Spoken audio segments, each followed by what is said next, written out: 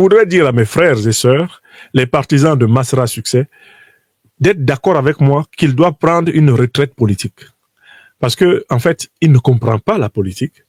Et il vaudrait mieux qu'il prenne du recul, qu'il se consacre à autre chose, le temps de se renouveler l'esprit. Parce que, à l'allure où ça va là au Tchad, le président Mahamat Idriss Déby Itno va rendre l'enfant d'autrui fou. Parce que le gars, il a cru, hein. Il avait cru. La manière dont il marchait fièrement le 31, là, et comment il commençait à écrire des messages laudateurs à Mahamat Idriss Déby Itno sur ses pages. J'ai dit, mais le gars, il croit qu'il va être nommé.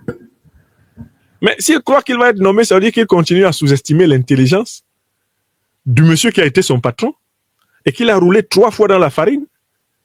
Bienvenue dans l'analyse politique du professeur et président de Institut de l'Afrique des Libertés, le docteur Franklin Niamsi. N'hésitez pas à aimer la vidéo et la partager avec vos amis. C'est parti.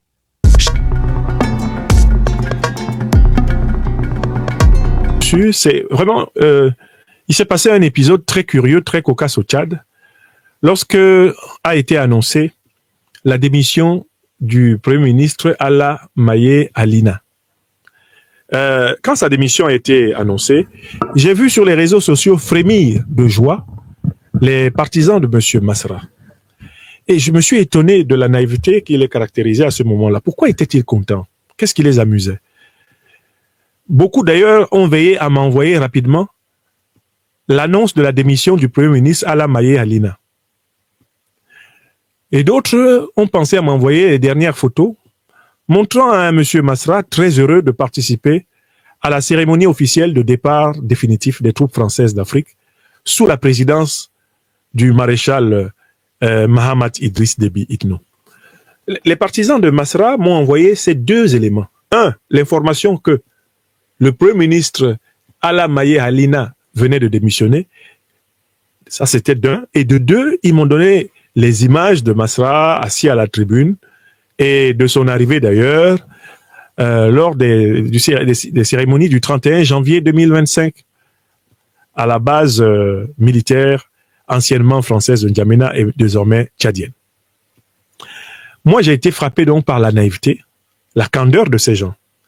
Parce que je savais que c'était un simple rituel républicain qui se passait au Tchad. Il y a eu des élections législatives, amplement gagnées par le parti de M. Mahamat Idriss Déby Itno, d'autant plus que l'opposition, ou du moins ce qu'il en reste, avait boycotté.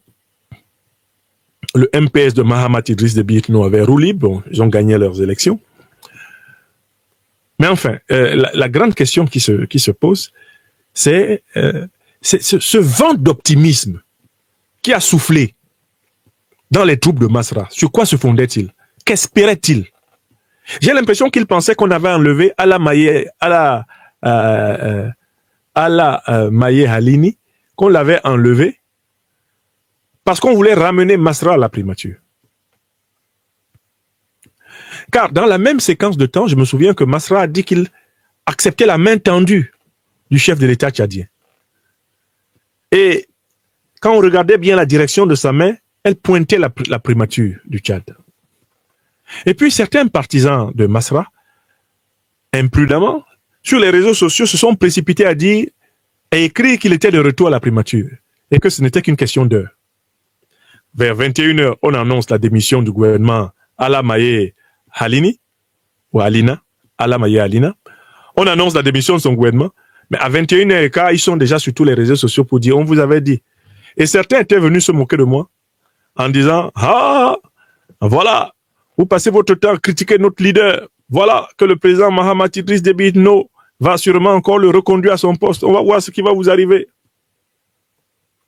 Bon, je leur ai dit que non, que j'ai même répondu inbox à quelques-uns de mes amis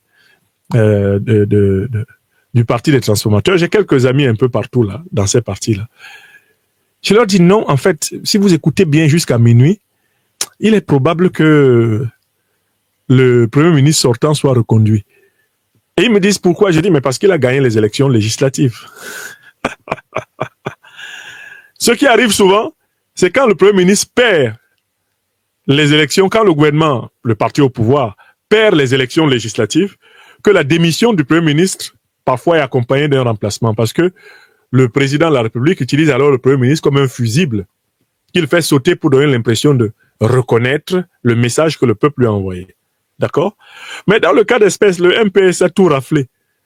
Pourquoi Mahamat Idriss Déby Itno va-t-il se débarrasser de Ala Maye Alina alors même que le type gagne? Est-ce qu'on change l'équipe qui gagne comme ça? Le type a gagné et donc, en fait, de toutes les façons, sa démission était purement symbolique. J'ai dit ça à des amis en inbox et ils disent « Oh, n'importe quoi. C'est parce que tu es jaloux de notre patron. Tu vois que notre patron est de retour, ah, ça va être grave, hein, c'est ton jour d'humiliation encore aujourd'hui. » J'ai dit « Hey. Pendant que je disais « Hey. On a entendu, bim, Ala Maye Alina reconduit à son poste de Premier ministre.